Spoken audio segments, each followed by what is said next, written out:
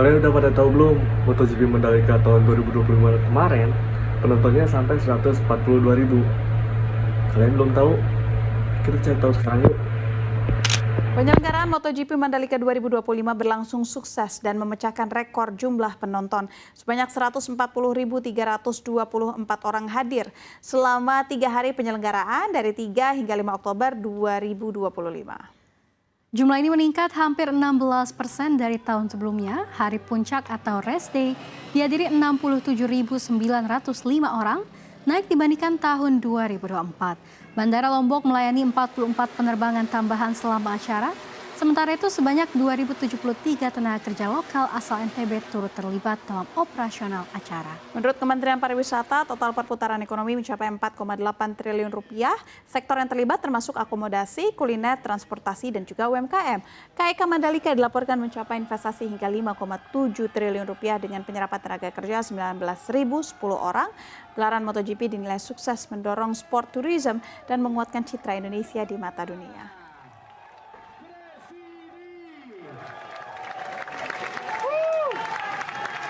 Give your big respect for the national anthem, Auspeed.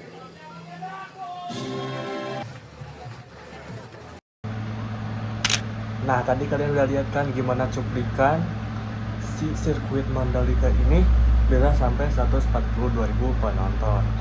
Aku bakal jelasin lagi di sini ya. Menurut Kemenpora Erick Thohir, total penonton yang hadir mencapai 140.000 orang. Sementara data dari InJourney mencatat sekitar 140.000 lebih. Terlepas dari perbedaan angka, satu hal yang tidak bisa dibantah adalah antusiasme publik yang luar biasa untuk event balap ini. Tingkat hunian hotel penuh, penerbangan tambahan dibuka, dan lebih dari 120 UMKM lokal ikut merasakan dampak ekonominya. Secara keseluruhan, MotoGP tahun ini diperkirakan memberi dampak ekonomi hingga 4,8 triliun rupiah bagi Nusa Tenggara Barat. Nah, adapun pola interaksi di dalam berita tadi yaitu ada informatif dan juga responsif. Yang pertama ada informatif. Media menyajikan data lengkap, jumlah penonton, angka okupansi hotel, nilai ekonomi yang didapat, hingga pernyataan resmi dari Menpora, Gubernur NTB, dan pihak penyelenggara. Gaya penyampaiannya berfokus pada fakta dan capaian yang objektif. Yang kedua, responsif. Media tidak hanya memberi data, tapi juga menanggapi perkembangan reaksi publik. Mereka mengutip komentar warganet, menampilkan pendapat komunitas otomotif, serta memasukkan analisis dari pelaku pariwisata dan UMKM. Pola ini bikin berita terasa dua arah. Media memberi informasi, lalu mengangkat suara masyarakat sebagai bagian dari cerita. Yang ketiga, ada interaksi evaluatif. Setelah menyampaikan keberhasilan, media juga menyoroti kritik penonton soal infrastruktur, akses lokasi, transportasi, dan kenyamanan. Mereka menyeimbangkan pujian dan evaluasi sehingga berita gak cuma euforia tapi juga realistis. Dengan pola interaksi seperti ini, pemberitaan jadi lebih hidup, lengkap, dan menyampaikan gambaran utuh tentang peristiwa besar ini. Nah, lalu di sini ada respon audiens. Yang pertama ada audiens yang yang dikelompokkan sebagai bangga dan euforia. Aku bakal masukin contoh. Ada 142.000 penonton, Mandalika makin mendunia. Terus ada keren banget, Indonesia bisa jadi kayak Qatar dan Sepang. Lalu yang kedua, ada kelompok yang berfokus pada dampak ekonomi. Jadi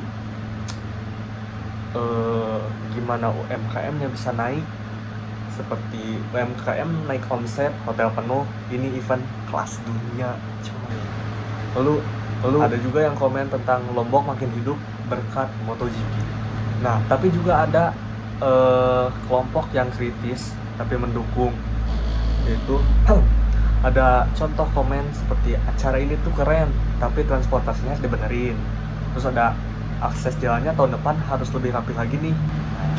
Nah, jadi MotoGP Mandalika 2025 ini membuktikan bahwa Indonesia mampu tampil kuat di panggung olahraga internasional.